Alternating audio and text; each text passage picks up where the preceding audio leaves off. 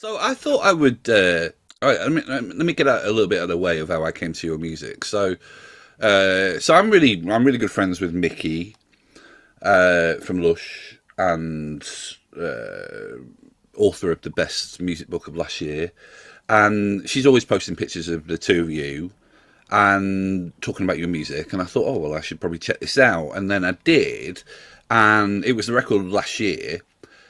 Floating, no, not that one. That's the most recent one.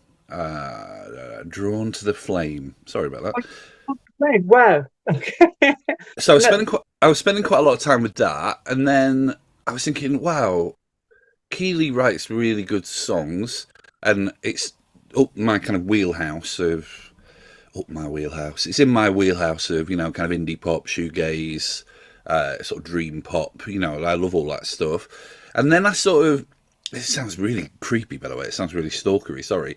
And then I realized you did your radio show, and I thought that was really interesting. And but also, I guess like your fandom and your like enthusiasm about music, particularly like indie music, everything that I've just said before. And obviously, I can see that your bedroom looks an awful lot like my teenage bedroom. Uh, this it, is my living room. oh, okay. Your living room looks a lot like my teenage bedroom. And I just thought, oh, I should speak to Keeley. And then the thing that kind of sealed the deal for me was I've written a lot about true crime, and I thought, oh, well, there's some shared interests here. And via via you talking about the case that you are particularly interested in, and you've themed a load of songs around. I'd never heard of that case before, and I just thought, what a fascinating way to shine a light on an unsolved, unfinished story that of someone's life that deserves justice and some kind of finality. What an amazing way to do that via music! I'd never really known anyone do that before.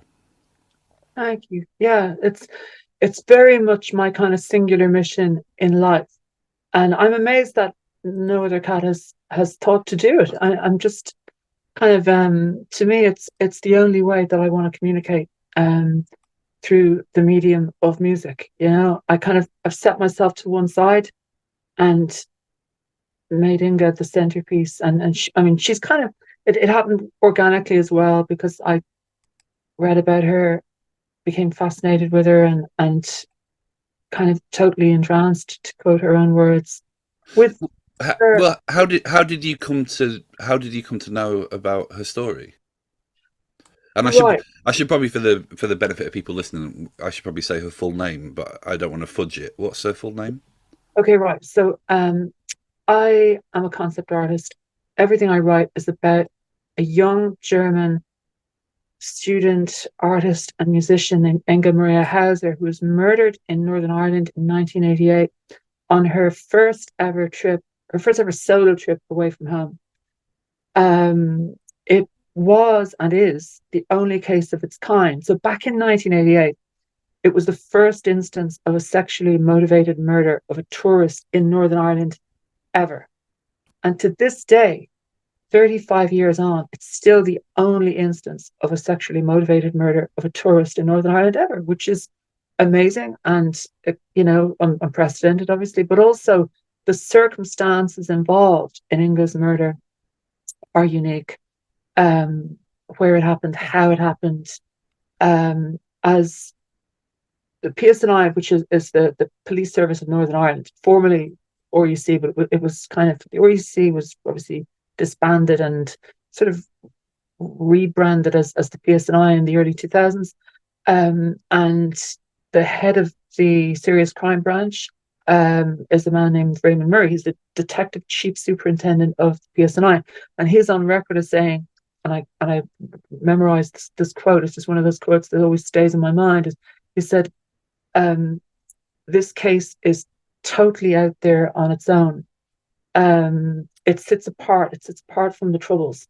So it is the only case of its kind, and it's the only subject of in my life that has sufficiently moved me in such a way um, as to change my life. And it's there's something quite beautiful about that in a way, and that someone almost from beyond the grave, um, managing to have that much of an effect on someone who they never even met. Like I never even met her, but she had more of an effect on me than anyone I've ever known. And really, the two real seismic um, events of my life in terms of life changing or life shaping was falling in love with music as a teenager, falling in love with the Smiths and Suede and Lush and all those ones, and then falling in love with Inga's, story or her essence or her aura, or it's hard to describe. It's hard for me to even understand really what what is going on, what happened. It never happened to me before. It's never happened to me since. I've never read about it happen to anybody else, where you become overnight, you know, so fixated on a person and on their untold story, and it becomes your life basically. And I suppose when that happened, the inevitable thing was that it was going to seep into my songwriting, because obviously as a songwriter, you want to write about what you're interested in and what moves you, what stimulates you, and what and all of that. And it just very quickly became the only thing I wanted to write about. And there's obviously challenges involved in that, because there are people who are fascinated about what I do, and about the fact that all of the songs are written about somebody who was murdered 35 years ago and her story, and it's giving her, essentially giving her a voice, a vehicle for her voice from beyond the grave. And there's other people who are confused about it and who find it mystifying. I mean, for example, one of the cats who reviewed the record. The record was the recent debut full length album, Floating Above Everything Else, very well received. But one of the few kind of dissenting voices, or kind of, what's the word? Not quite dissenting voices, but kind of mixed views on it. It was in Clash magazine, and the cat who reviewed it, and that was just kind of bewildered by it, and he said something like he had an issue with the fact that, um, in his words, that I've taken the subject of an unsolved murder to base all the songs around. But he was wrong, because I haven't taken an unsolved murder to base a song around. I've taken a person. The songs are about a person, about her life. Songs on the record that have nothing to do with murder at all.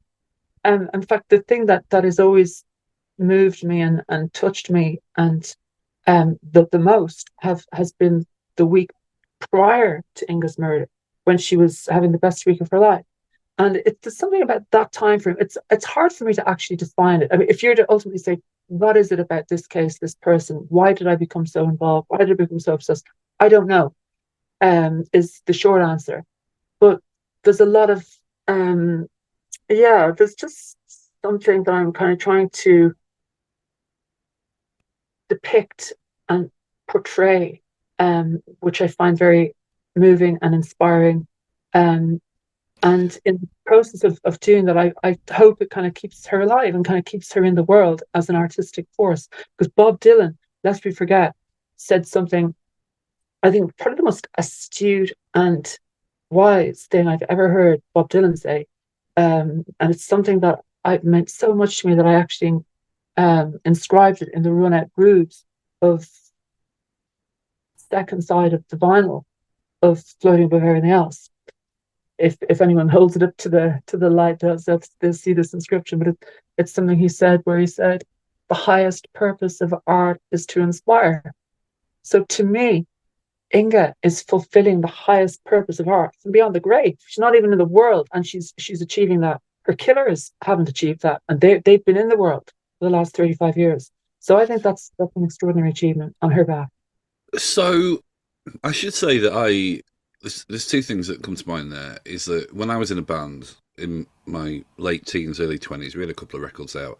I was really obsessed with. I wrote a lot of songs about people who'd died in, not murdered, but in many ways they were like unfortunate accidents, but they died tragically. But like hundreds of years before, I was walking the earth, that they had walked 200 years prior. And I guess that like my thinking with it was I was just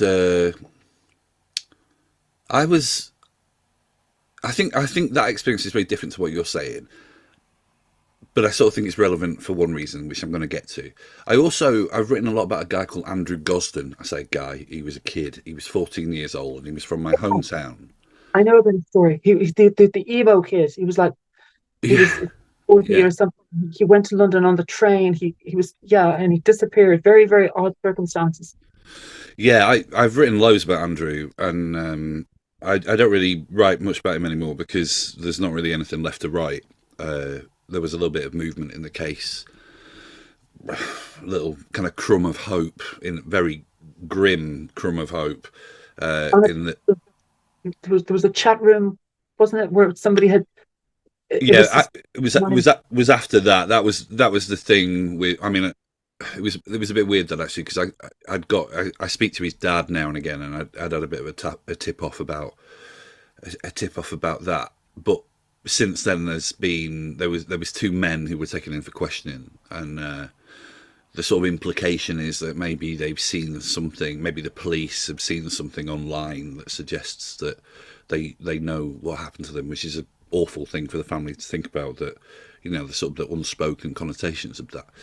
Anyway, I say all this to say that I have sometimes wondered whether I wrote about those people. I mean, in Andrew's case, I looked at pictures of him as like a young emo, a young rock fan from my town. He wore glasses, I wore glasses, and there was a lot of it that was about me. I think a lot of it I saw myself in him, and I thought that was just so horrendous that something could happen to someone like I was at that age, very naive and innocent. And I wonder whether this is where I'm getting to. I wonder whether you're obviously celebrating this person and telling their story, but do you think some of it is you actually talking about yourself, or is it that you are doing it so you don't have to talk about yourself? that's a good question. Very perceptive question. I've wondered about that, about both of those strands, and I don't know. I don't know. I genuinely am not sure. Um, there might be an aspect, certainly, of the latter, um, in there. But I don't think it's that I wouldn't talk about. I mean, I think I would talk about myself in songs if I wanted to. But I suppose I kind of think it's kind of been done to death. It's the first port of call for any songwriters to write about themselves. And you see it increasingly where songwriters, and I don't want to put, the songwriters down, but it just seems to be that it never seems to occur to them that there's a different way of going about things, or that there might be a different, I mean, for example, um, you get cats from the past, like say Ray Davies wrote wonderful character studies. And that was kind of his almost his method of kind of songwriting for the most part.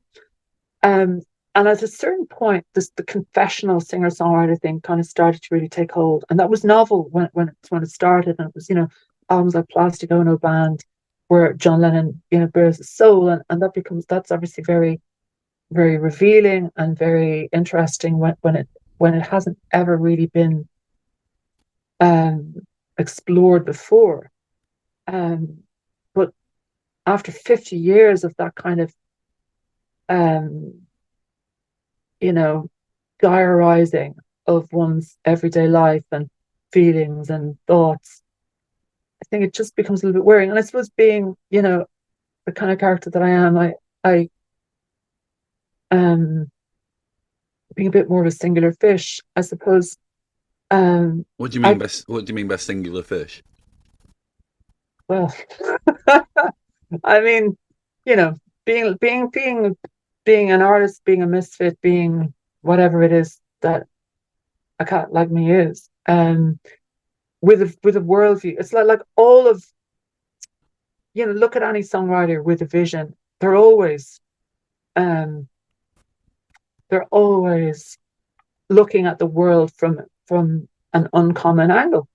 Whether it's Griff Rhys, um Morrissey, whether it's Jarvis Cocker, whether it's any of these cats, um, they have they have a skewed view, which is part of what makes them interesting because they have their own take, their own tale, and they follow their own trail in relation to their view of life and the world and themselves and others. So yeah, so I suppose it was probably inevitable that I was always going to find my own way of expressing myself in a way that is unique in musical terms. I couldn't have imagined that it would be this because it's not something that you wake up in the morning and you think, I know what I'll do. I'll write songs exclusively about a 35-year-old unsolved murder case. Um, But no, this is the thing that I find quite remarkable. It kind of, is. It's not just that. The only thing I found quite, because that, whatever, music critics, they have takes and things. So that, that reviewing Clash, whatever. The only thing I kind of find remarkable about it that makes me kind of go, this is not weird, right? But it's the idea that you're just keeping going with it. Like the fact that, like, if it was a record, I'd be like, okay, I get it. But the fact that almost this is the only thing that you want to do with your music, I find that fascinating. I would use the word fascinating over weird. Have any? Well, firstly, do you write songs and something comes out other than just about this case? And also, have you had any feedback from people who knew Inga? oh yeah. I'll answer your second question first. I've had plenty of feedback from people who knew Inga. I'm friends with her nephew. I met up with him in Munich in May of this year. I've known him for years. He's a lovely cat called Victor. Um, but it's because you see, basically, and this is something else that I suppose the cat from Clash magazine isn't aware of. This isn't just something that I just plucked out of the sky and decided to start, make a record about. I've been working on this for 7.5 years. Yeah, I mean, You you've got your Keeley Chronicles, your blog. Absolutely. So it's like, I started writing that 7.5 years ago. I've devoted 7.5 years of my life to it. I suppose, and I'm not putting that cat down, but I suppose other cats maybe flip between things, and maybe other songwriters or other flip between things. I'm very dogged, when I get into something, I get into something and I go all out. And I'm quite extreme in that regard and just quite doggedly committed to my path. If I believe in something, then I go all out. And so not everyone is going to get it. And I understand that. And I understand that there's cats out there who aren't as passionate as I am and aren't as extreme as I am. And maybe they find that passion slightly disconcerting or slightly bewildering. And, but I suppose, I think a little bit of a frustration that I have about it was probably always does, if I'm being honest. But one of the problems I have about modern music writing is unless it's concerned with musicology, which I think is a totally different thing. I think there's a lot of presumption of intent. There's a lot of, oh, this person is saying this because they think this. Whereas actually, I think the most interesting way to approach understanding art is to actually think, well, why is this person saying this? And I think that there's something there where if someone goes, oh, well, this person has written about a woman who was killed all these years prior that they didn't know, like for me, immediately I want to know why. Like it's not a sort of a, oh, it's strange they've done that. It's like, well, that's fascinating. Why would they do that? And I think that sort of curiosity, not just in music writing, but curiosity in general, I think is a scarce resource at the moment. yeah, I agree. I agree. Um, and I think it's something that, you know, I think one of the problems with commercial pop music is that it's very shallow for the most part, and pointless. and deceitful. You know, it's one of the reasons why all of that, the commercial pop stuff, I just find it's lying to people. It's not telling you what life's really like. It's not telling you what relationships are really like, or it's just it's a chocolate box, without any of the substance, that you would hope Would be in would a be. chocolate box. Yeah, yeah. Yeah. So it's yeah, I suppose my approach is I I'm doggedly committed to pursuing this path, regardless of critical reaction, regardless of sales, regardless of anything. And I think there's a purity there, and I think the cats who get it really get it, and the cats who don't get it either won't get it, or maybe will get it further down the line. But I think um, vision is an important thing, and I think and conviction, courage in your convictions as a writer. And I think the cats who know their stuff know they know that in order to do this, one has to be so utterly, maddeningly determined to it, because it's not an easy thing to do. I mean, doing original, independent, alternative stroke indie music in this era is has never been hard for various reasons. There's no tour support anymore. There's no publishing advances anymore. All of that stuff that we know about. There's no TV opportunities for bands anymore. If you think about, like, for example, when my beloved The Smiths first came out with their second single, This Charming Man, they were on top of the pops. They were beamed into, was it 10 million, 15 million homes? Yeah. They had access to a massive audience overnight. Bands nowadays don't have that opportunity. Solo artists, they don't have that opportunity. There is no, modern day equivalent of that. So, there are all those things and all those kind of hurdles and roadblocks. But regardless, I feel a bit like a sort of a lone swordsman or swordswoman in the in the battlefield of the music business and of life. And I'm just doggedly committed to my path and trying to create something beautiful and something meaningful. And I'm doing it whether anyone likes it or not. But yeah, Yeah. I think that's something that's been. I haven't met a lot of artists recently that. And I think about this because of myself as well. I think about what I'm trying to do with my podcasts and my writing and some other projects I'm working on. I think about what I'm trying to do, and I'm trying to get back to the person I was when I was a teenager. I'm sort of trying to get to the person back to the person where it was like, well, this is my vision of what I want to do, and people will like it or they won't like it. Like, people will come with me or they won't come with me. That's the nature of being an artist.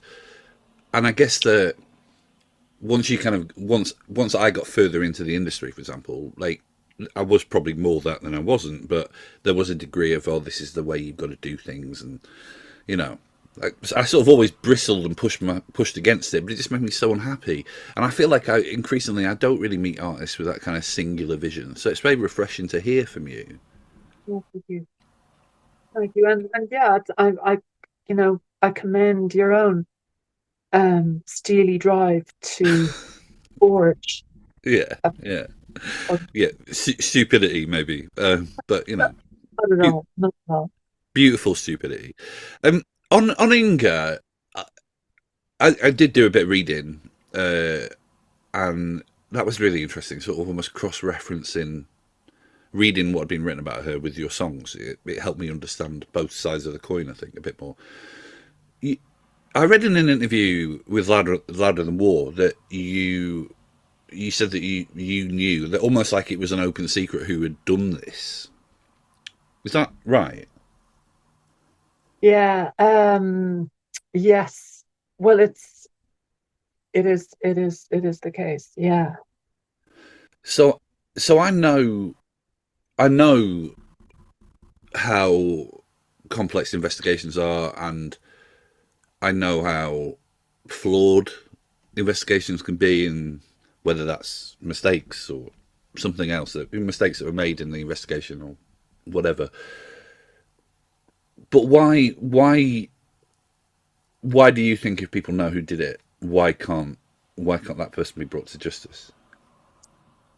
Well, there's a very time-honored expression, the law is an ass. And um, I think that's one element, the fact that the threshold to obtain a conviction or reasonable expectation of conviction in relation to a murder charge is very high.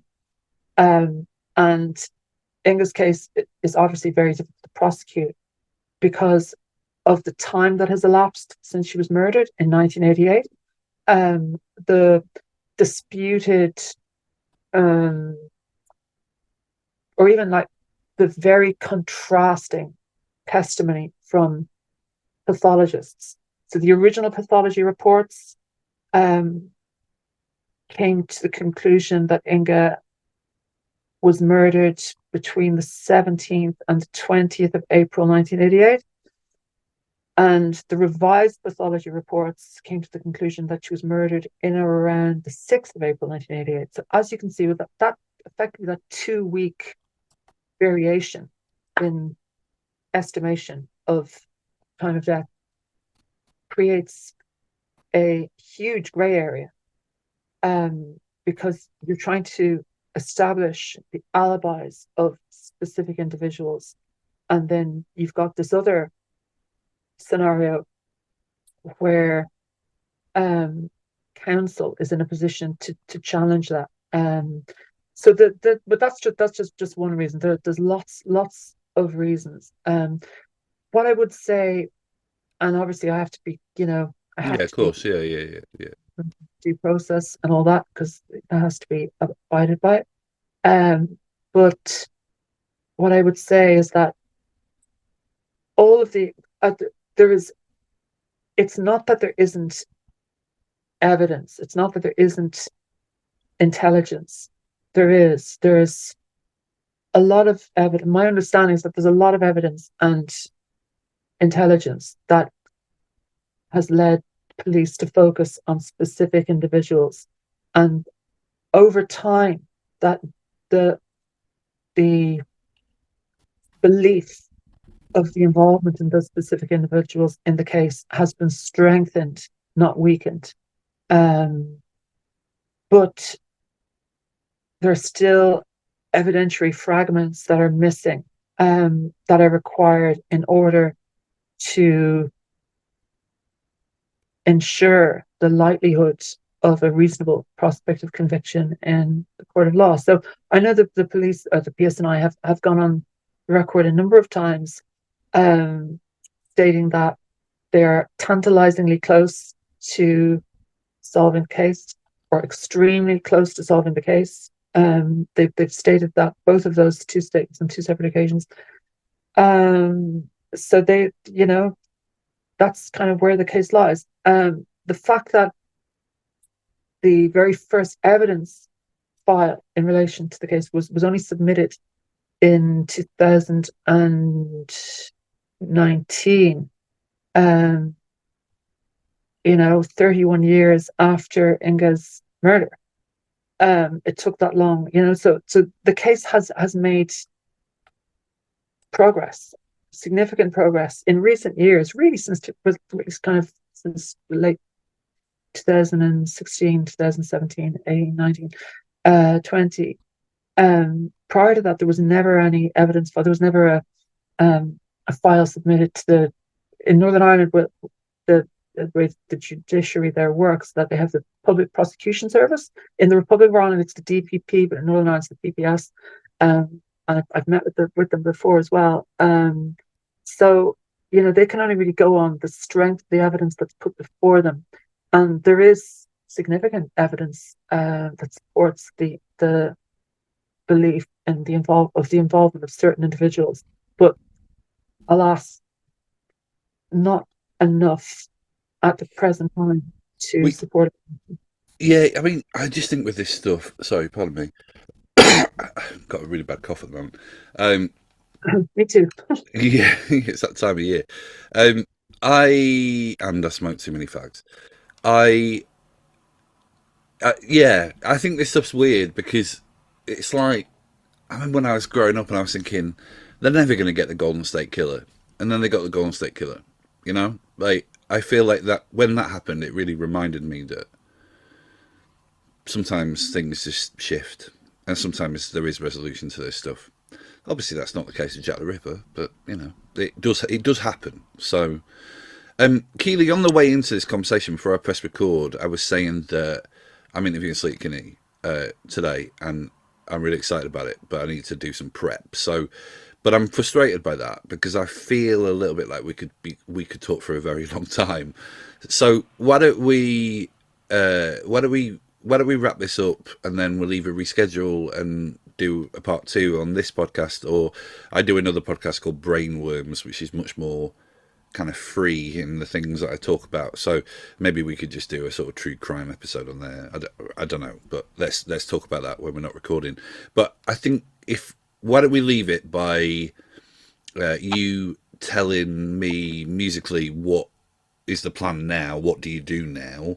And I'd love to know a little bit more about your radio show as well. Okay, right. Yeah, no problem. Well, my radio show is called Keeley's Blissed Out Bangers. It's currently on hiatus because I just don't have time to do the show. I recently moved flat. This is my new flat, which I've been decorating doggedly for the last 2 weeks. But also I'm obviously recording, rehearsing. About to start doing more tour dates. Going to be playing in Ireland, opening for Alan White, Morrissey's guitarist, and Yeah, I saw that. Yeah. Morrissey All Stars, including Craig Gannon from the Smiths. So there's just so much going on at the moment that I kind of had to put the radio show on ice. Um, Also, kind of yeah, working on various creative projects, some of which I can't talk about, but some of which, yeah, there's the next record, which is now I'm actually working on myself and my music partner Alan. We're currently applying the finishing touches to the record that's going to come out the year after next. So we've got the next album is finished, and the album for the year after that is almost finished. So yeah, we're we're prepared. Um, we're yeah. Uh, Creatively, the larder is bounty. I love your metaphors. I'm realizing that this is quite a central tenet to the way you speak. That thing with I should also say as well that I don't think I've ever met anyone that uses the word cats more than you. Uh, Yeah, that's something it's just yeah, I suppose it's a bit that I have it like no, it's not a criticism at all. I think it's class. I also was fascinated by in that interview you did with Louder Than War, which I thought was brilliant. It was like a kind of track by track. How you in it you keep referring to like song titles and album titles. It's almost like as Genesis would say, or as Micro Disney would say, and I'm a Micro Disney fan, so I thought that was less so Genesis. So I thought that was really cool. I was like, I'm going to start doing that. I'm going to next time my wife like drops a mug, I'm going to turn to her and say, in the words of Nirvana, never mind. So I'm going to thing. do that in your honor. Yeah, it's like for me, music is the greatest thing in the world. I mean, I say this on stage a lot, but I genuinely believe it. I think it's great, but it's the only thing that I believe in. So I kind of, it's like the way that this room is an explosion of adoration in terms of music. Yeah, Um, and it's just all I want to be surrounded by is great music on the walls, in my ears, in the books I read. yeah. Um, uh, so I suppose it's like, yeah, it kind of seeps into my every. Absolutely, yeah, absolutely. Again, it wasn't a criticism at all. I talk on this podcast I, all I, I didn't take it as a criticism. I know that I'm talking to a like-minded. kindred spirit. Yeah, yeah. I can't remember the last time I did a podcast with someone and was so grateful that I was now aware of who this person was. Do you know what I mean? So, thank you so much.